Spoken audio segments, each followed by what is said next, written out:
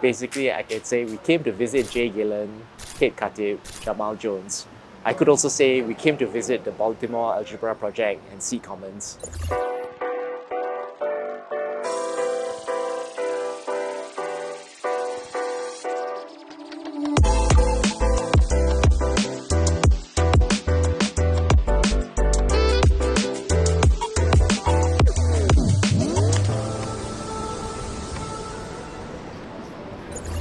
The study trip is part of the theme of the non-profit conference series is on mutual aid and the commons, and it's really about figuring out an alternative model of what we're not familiar with in the non-profit sector.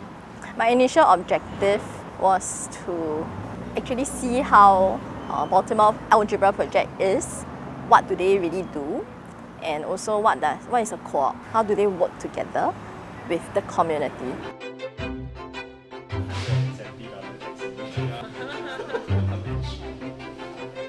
In the morning, you'll be Jay Gillen. Jay Gillen, he wrote this book. It's also the reason why I found out about the Baltimore Algebra project.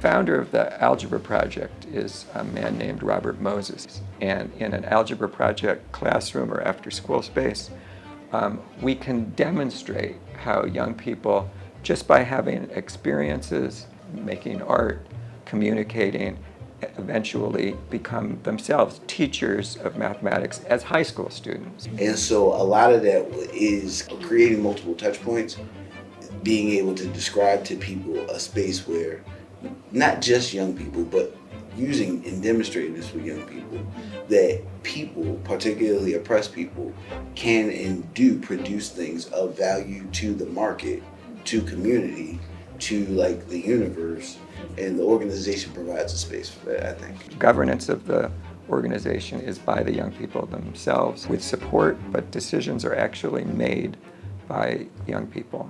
If you only support them when they're doing what you want, then they're tokens. They're not empowered.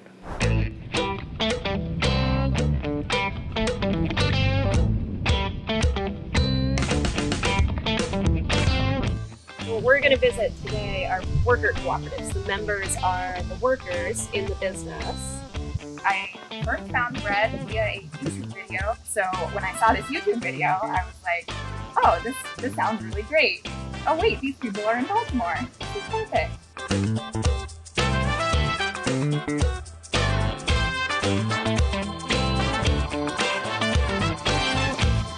Being in our ownership group is that there are 4 people with 4 different ideas of how to solve a problem, and we get to explore those things.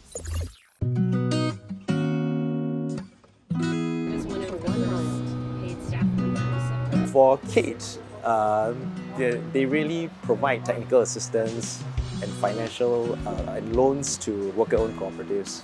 Unlike any other cooperative, has great potential for social mobility and economic inclusion, especially for low-wage workers. We are super excited because we are renting out the top unit tomorrow and hopefully the bottom unit soon.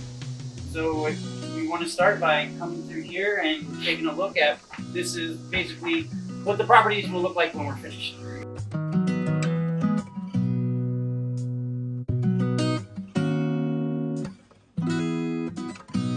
Because they have an opportunity, they have a job, they have a place to stay. Because sometimes the workers have a first option to rent. Okay, so that's one of the good things about it, especially for a person getting out of prison or out of rehab. So. You guys own the building? Yes, we have, as a co-op, we have a percentage as workers and so on. So it's pretty neat. soon to be beneficial. Like 10 years, you own like multiple properties? Yes. We start within the community. We start with word of mouth through our current employees and people in the street. Our goal is to help give opportunities to people in the community who otherwise wouldn't be able to have them. Everybody who works for AFS has a history of either addiction recovery, incarceration, mental illness. I was saying that I don't know if I've ever said it to your face or not, but I genuinely enjoy waking up and coming to work to see these guys every day. They're like a family to me.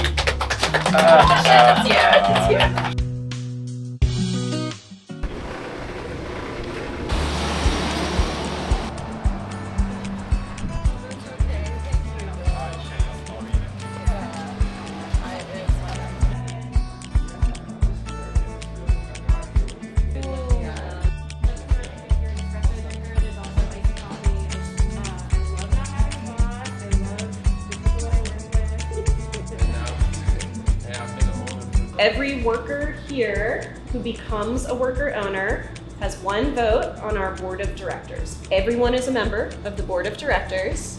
For us, it has always made sense for us to have just everybody represented on that board.